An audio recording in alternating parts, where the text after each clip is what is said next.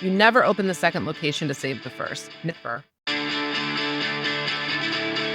This is Tell Me Something Good About Retail with Bob Phibbs, the retail doctor. The champion for a more human connection in retail for over 30 years as a retail doctor. Bob is the authority on brick-and-mortar retail across the world, who works with some of the biggest luxury brands to independent retailers of all sizes.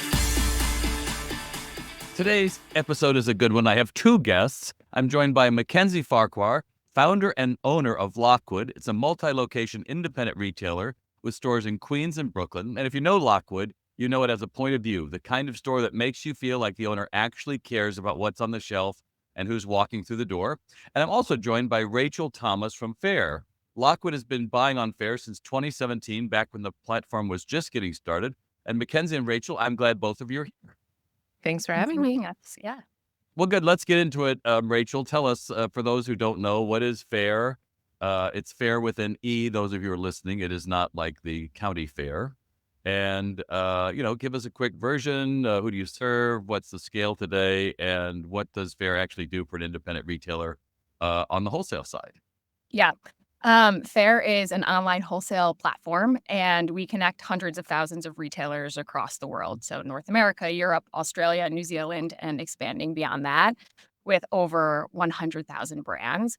And you can think of our retailers as single location retailers, a store opening their shop for the first time, or maybe expanding their location, or multi-location retailers like, Mackenzi and Lockwood.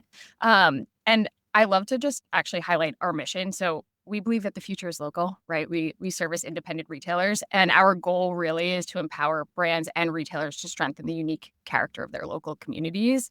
And so my team works specifically with retailers who are new to the Faire platform, and we want to help them unlock and understand all of the benefits that Faire has to offer, really with the goal of helping them discover great products, streamline their operations, and then, reduce their financial risk. That's a lot. It's a lot. We do a lot. We'll unpack a little bit that in a minute. I wanted to turn to Mackenzi really quick, and I want you to take us back in the beginning. So why did you open Lockwood? You threw a bunch of money and said, gee, I hope this works. Or, you had a plan, you had a vision, because clearly you are doing a lot right. And what do the stores look like today? So who's your core customer? How do you think about building an assortment that reflects both your brand and your neighborhoods? And you can riff on any of that. Yeah, lots to unpack there. So in the beginning of time, when I had first moved to New York, I moved to this great neighborhood, Astoria, which is in Queens. It's really predominantly known for being like the really big Greek epicenter of New York City. And I was going to design school on the Upper East Side, and there was nowhere to shop in my neighborhood. And I kept talking about a perfect Sunday where you like go to yoga or brunch, and then you want to see like a store, and there was nowhere to complete that retail part. And so I had a little bit of a finance background before I moved to New York. I had studied finance and worked for a brokerage firm before, and I just wrote a business plan, brought it to my accountant, and he was like, this is great, and walked it across the street to Chase, and they funded me. But this was 2007, before sort of that great economic collapse due to the housing market. So I know money doesn't come like that anymore. So I opened a little teeny tiny store in an old like carpet warehouse in my neighborhood, did that for many years. So in 2013, changed the name to Lockwood, moved locations, which was a much larger location, more central Astoria. And that was a huge success. We were able to open a new location sort of every 2 or 3 years after that. And now we're in 5 neighborhoods. Soon we will be opening a new flagship concept in Astoria.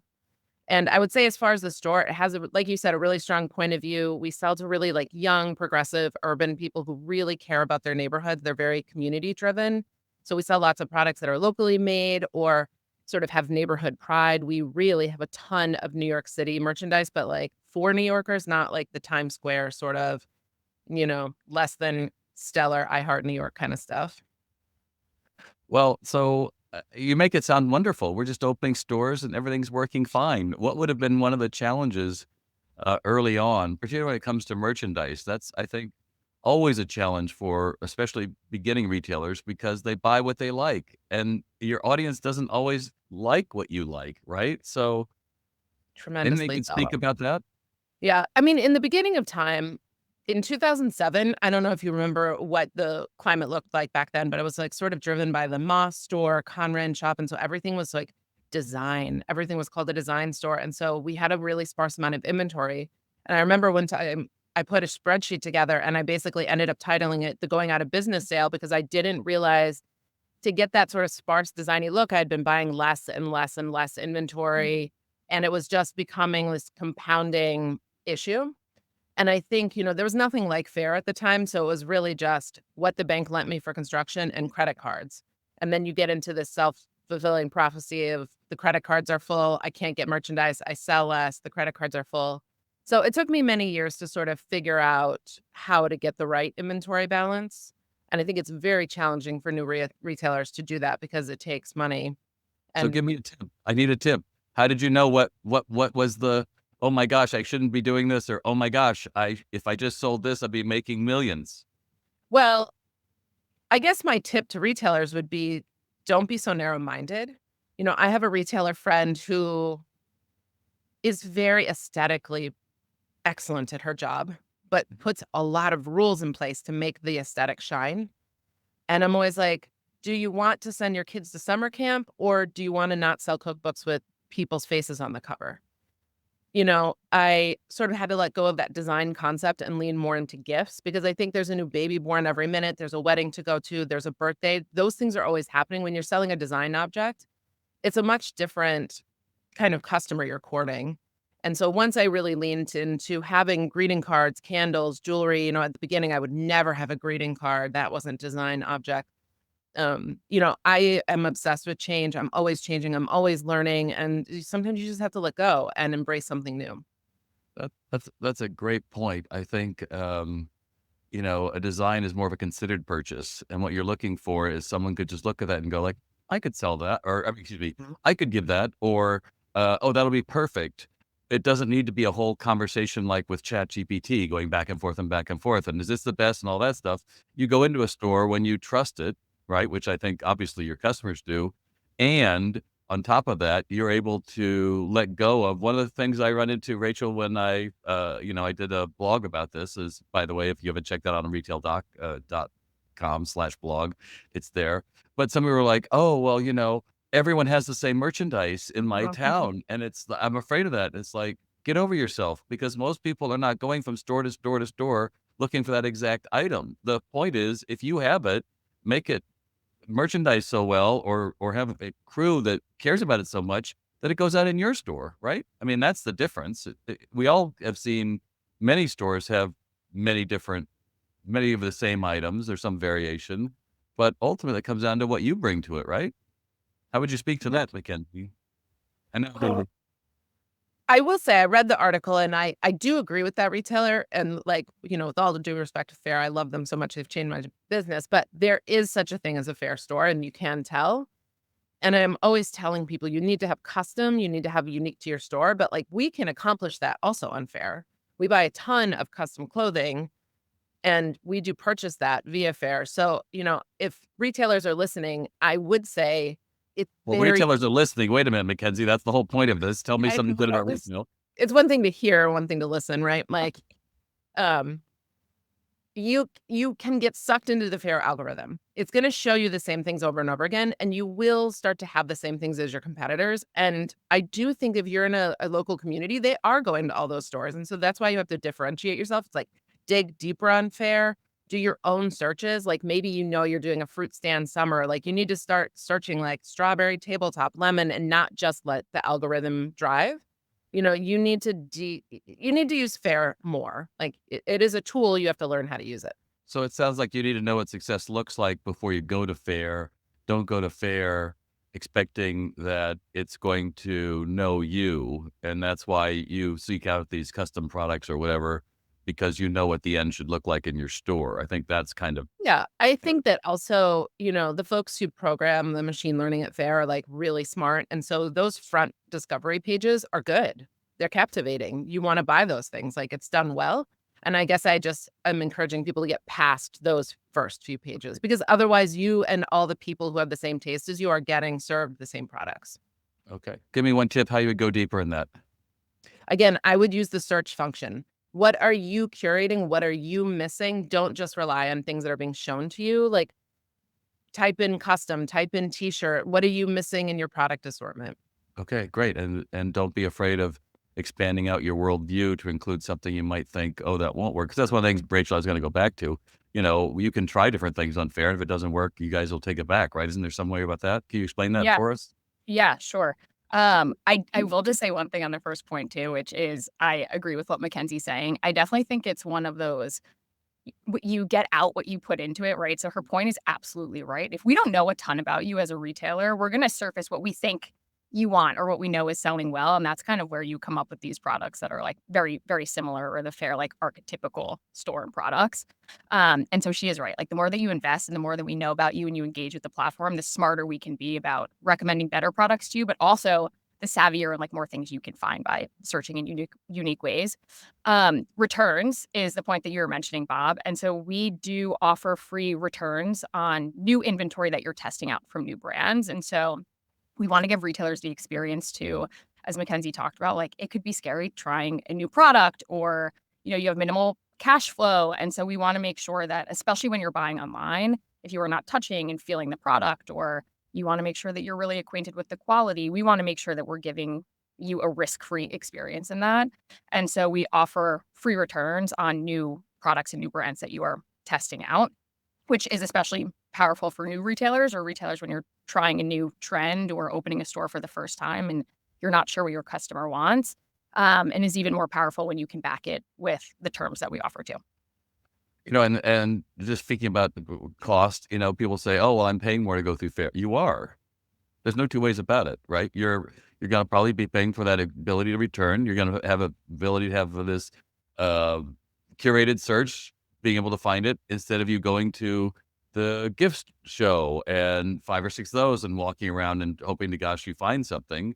It must be worth it, right, Mackenzie? I mean, that must save you time in some level, yes? Or Yeah, and I would say that, like, for the average person, Faire shouldn't cost them more.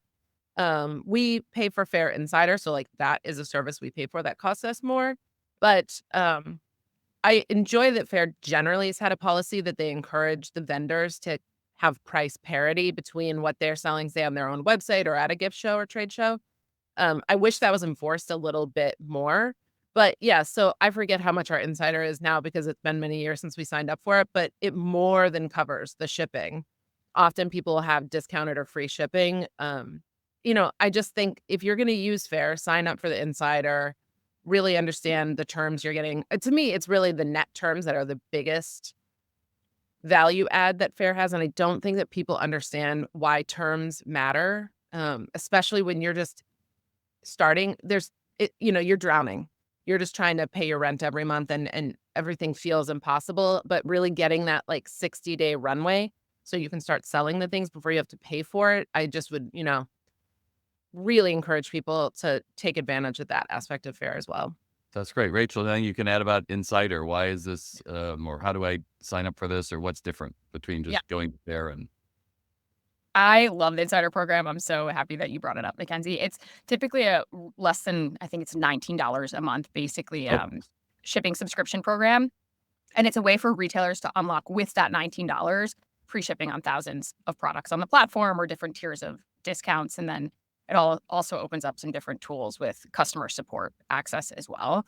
But we have retailers who are, saving up to $175 or $200 a month by leveraging that tool. And so it's great. I also think I'd imagine, Mackenzie, you can set me straight if this is wrong, but I think it's hard to probably shut off your brain from I'm buying for a retail store versus I'm buying as myself as the consumer in mind. And shipping now, I think it's such a chafe to have shipping be a cost. Even if I'm buying something for myself, the idea of needing to spend $15 or even $5.99 on a shipping cost is so prohibitive to me wanting to make a purchase. And then ultimately also it hits the cost of the product that you're selling in store. And so ideally, we're able to help retailers save money and margin, and that can help them with more competitive pricing or, other ways that they want to deploy those dollars instead.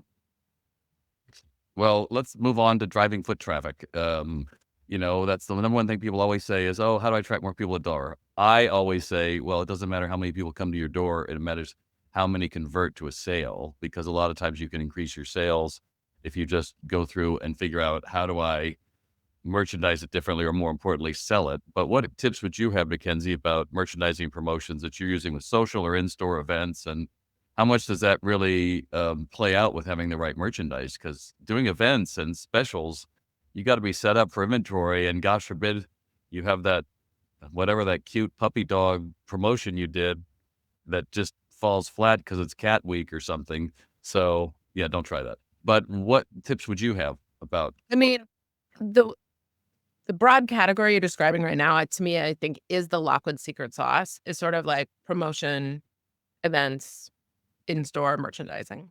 So Lockwood is meant to feel magical the minute you walk in. We put a lot of emphasis on our front tables. The stores will be well stocked, super clean. We renovate them very frequently.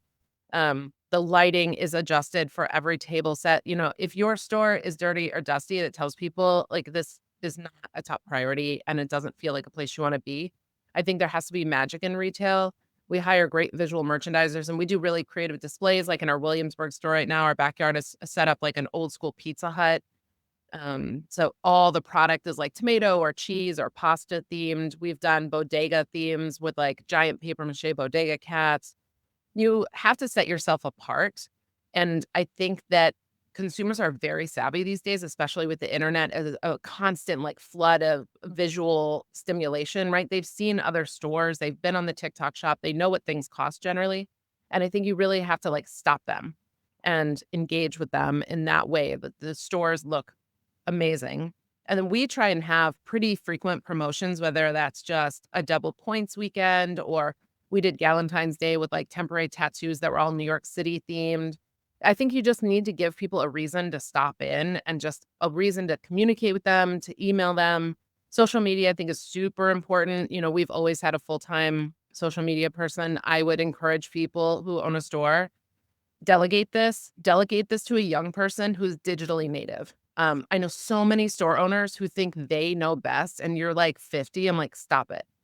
You can appear on your social media, right? I appear on our social media, but I don't run it because I am not the generation I am trying to reach at my store. I really, really, really strongly believe in delegating tasks to the person who does it best. So I feel like I do that with visuals and I do that with social and promotions. You want to have, and I know some people are their own show, right? And they can't do these things, but maybe aspire to hiring one day a week someone who can come in and capture content. Because I also think variety is important. Trending audio is important. Memes are important. You know, people online are looking for a certain kind of vibe. And it's very difficult when you're balancing every last thing in a retail store to do that well. Glad you said that because a lot of us think, oh, I can master this. And I myself, I have figured out LinkedIn, but I've not figured out Instagram. And so I have 4,000 followers on LinkedIn. Yay, right? But give me 50, it'll give me a check is different than, oh, I've got all these people who are following me. And Instagram is a different market. And I totally get that if I was going after 20 or 30 years old, that's exactly what I'd do. Let's unpack that though. So you've hired these people, right, to help you with social media, but you didn't always have that. So social media is coming out. Where'd you, like, who was your first, besides your store staff? Would it have been a merchandiser? Would it have been social? Would it have been accountant? Let's one of those things off. I love like the freelance team, right? So I think people should have a good bookkeeper or accountant for sure. I think there's lots of consultants that you can surround yourself with, like open to buy folks, HR folks, that sort of thing. But I always encourage people if you're going to make one first hire, it should be operations. Who's doing the scheduling, who's checking on the leaky roof, who's accepting the pallet, who's communicating with the garbage or the sanitation people when they didn't pick up. I think taking those tasks off your plate as a business owner can be really helpful. And again, I think you can supplement with, a $20, $30 an hour visuals person, a social media person. You can just throw what money you have at it incrementally. Even if it's just like, hey, I'm going to pay for this one post a week or twice a month. Can you come in and help me fold down the clothes perfectly on my front table? And then you can build those relationships over time. I love that. Anything you'd like to add in this discussion, Rachel? I know you see you're nodding your head. You see an awful lot of retailers, especially in newbies. I just appreciate all the points. I think one of the things I was thinking about as Mackenzie was talking was just the realization, or we experience it in our conversations with retailers all the time, of how many hats you wear day to day on even when you were just talking about taking the trash out and like, who's going to handle that if you're short staffed one day? And so it's so much. And I think that's also what I think is exciting and what I love about Faire is we want to help make all the other things easier so that the other fires that you have and tasks that you're working on are, can be more front of mind. And ideally you can do more of what you love and why you open a store. Yeah, and to Sure. Rachel's point, like, that is the number one reason I use Faire. It is so streamlined. The invoices are clean, the returns are easy, the messaging is easy. I've grown up in retail in a way where you're used to sometimes sales reps, sometimes a web portal, sometimes it's just email, sometimes they're still using AOL. Like, it's a wild, wild world out there of communication. But with Faire, if the brand's on Faire, it's just going to be a clean and easy experience. And I think that is such a time saver for retailers. That's interesting because I was thinking about how, if you started using Faire in 2017, this is now 9 years later. How has your approach to buying, has it changed since then? Is it pretty much the same? Like it's just got a learning curve of a few months or years and then you're kind of in a groove. Any tips you could share about that? Well, I mean, back to my like always be changing, right? In 2017, Lockwood was an entirely different store with a different product mix. We didn't use open to buy back then. I wasn't watching the turn or the margins as tightly back then. It's like, every year you add a little bit of skill set to your toolbox. To be honest, we were skeptical of Faire in the beginning, right? So in 2017, we were aware of it. We were dabbling with it, but the pandemic is when really it was like pedal to the metal with Faire because we were in New York City, probably the epidemic of the pandemic, and we were really trying to be safe. And so the easiest way for us to buy was on Faire. And I could do it from my home. We were doing exclusively web shipments. We were making a lot of like curated bundles, Easter bundles, Mother's Day bundles. And so we could go on Faire, select the best tea for the Mother's Day bundle, select the best seed packets for the Mother's Day bundle, and we could do it safely from our home. And I think at that time we realized like what a valuable tool it was. And then Faire became a part of our everyday repertoire. Oh, I love that. I love that. Rachel, what are you seeing across independent retail more broadly, especially from retailers that are trying to scale without overextending? Because, I've been in retail 30 some years and invariably I'll never forget, I went to a business makeover and it was a pool and spa store. So they had chemicals and they had, barbecues and they had spas and all this stuff. And I walked in the door and there must have been, I want to say 300 bottles of like hot sauce variation. And I just looked at the guy, I said, why did you buy all this? He goes, we really like the rep. And I was like, what an idiot. So reps, if you're listening to this podcast, which you should be, like, that's the worst thing you can do because you got the check and now you've loaded them up with product they can't sell and they're never coming back to you, right? Mackenzi, have you had that experience? Yeah, a good rep should say no. I love that. A good rep should say no. So Rachel, I asked you a question and I just kept talking. So, what else are you seeing with people trying to scale without overextending? Yeah. I mean, I think it's really interesting for us. I think that going back to it, as I said before, the terms are probably the best piece there and the free returns. And so I think to Mackenzi's point, you learn and you evolve your business over time. You learn what your customers want. You learn how much inventory you should purchase. And really, we just want to help retailers de-risk that where possible while understanding that there's a learning curve to it too, right? I actually love the example that you bring up of the pool shop because we work with a lot of retailers that, to Mackenzi's point, sure, I can walk into a store in San Francisco and say, this store shops on Faire. Like there's an ethos, there's something about it that I know that they're a Faire retailer. But I love, and we have a lot of retailers on our platform that are, partial retailers where their first and primary business is not a retail boutique. It's a pool shop, for example. It's maybe a restaurant or it's a cafe. And I think actually what's so interesting about that is that you can leverage Faire and you can understand that there can be a retail component to a lot of stores and a lot of places that can be an additional channel for businesses to drive revenue, whether it's just a small share and it's a couple of shelves, to your point with, I worked with a pool store in New York actually a couple of years back, and we were able to use Faire to get them floaties and, to your point, some things for, barbecues, little grill events, little, fun Were little you the like one that filled this guy up with 300 bottles of hot? Was that you, Rachel? I declined to answer that, but I'm hoping that's not me. But yeah, and then I would also say on top of that too is I think that there's components on Faire as retailers are learning or you're figuring out how much you need or you want to buy, where We do have tools for retailers to be able to purchase things in small minimum quantities too. And so we know that that can be a challenge for stores, whether you're working with reps or you're working with distributors, right? Where the minimum order quantity or spend that you need to outlay can be pretty high. And that can be really tough for small retailers or single location retailers to be able to buy into.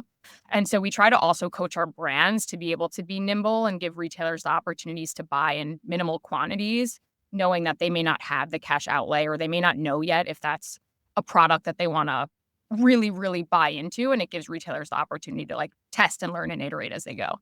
I am going to challenge that just a little bit because one of Please. my working with retailers, people say, oh, well, they've had a 12-piece minimum, let's just say, and I only want 5. And you're like, well, that means 1 for you. And then your crew will probably buy 2 at half off and you have 2 left to sell.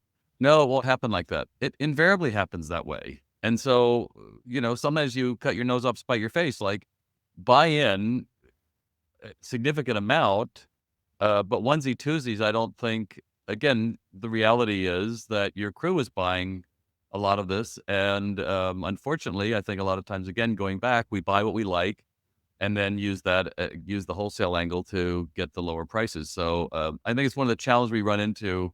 I'm going to ask you about this, Mackenzie, because this is something I often deal with retailers. I think a lot of times because either retailers know or their associates know how much something costs, they either feel like a fraud if it's really expensive, or they really don't show it as much as they could. And I think that's a challenge to get your head around as a retailer, because as a shopper, you might have one mindset, but as a retailer, it's a very different mindset, isn't it? Yeah, and I think that you should have a price point of view and a price range. Um, at Lockwood, we keep things like really strictly in price ranges. We're not going to have a $20 candle and an $80 candle.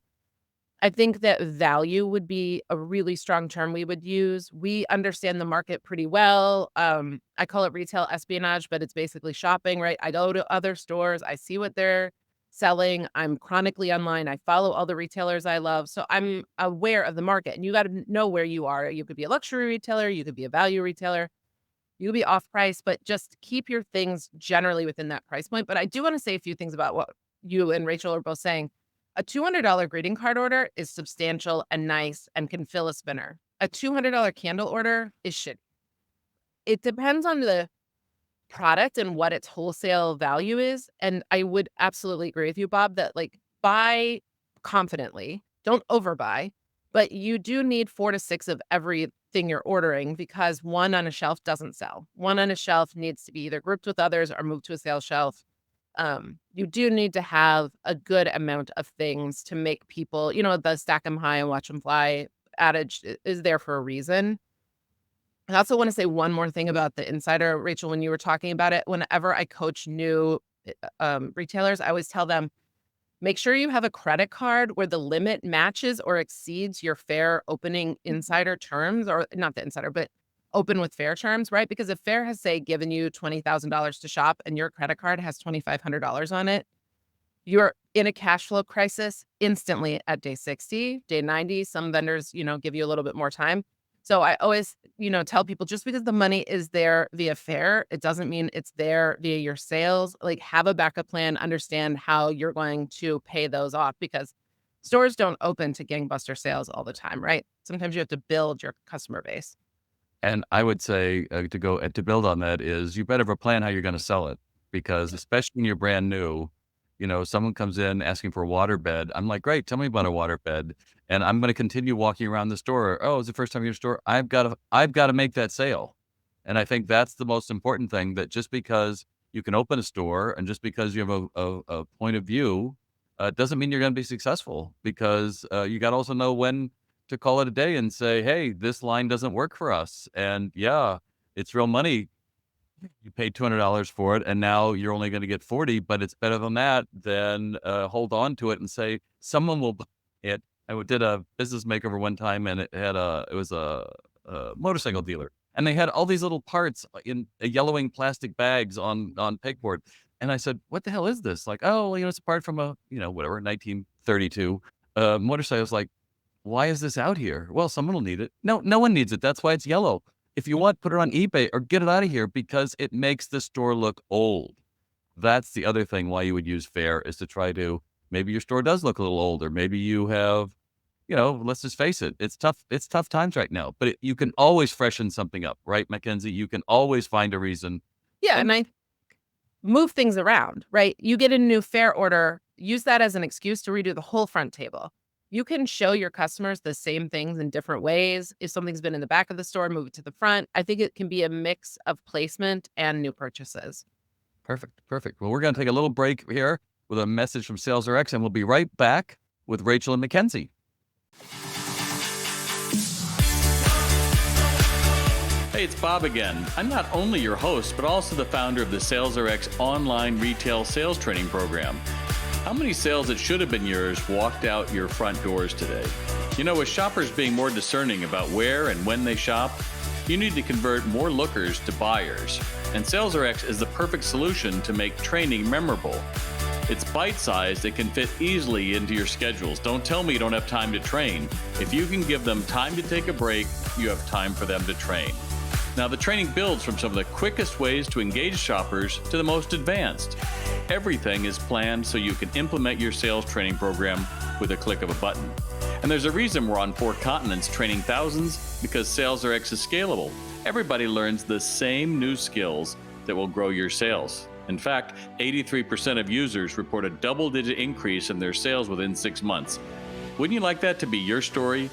Visit SalesRx to learn more and set up a call with me to see how we can help. That's SalesRx.com. Now back to the broadcast.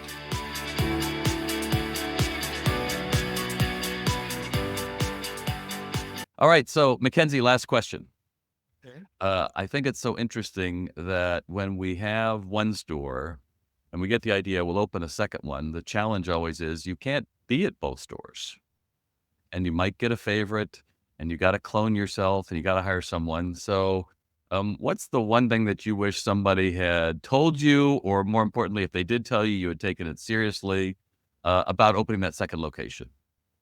That's a good question. I don't know that someone told me something, but I can tell you something I tell people all the time is you never open the second location to save the first. Never.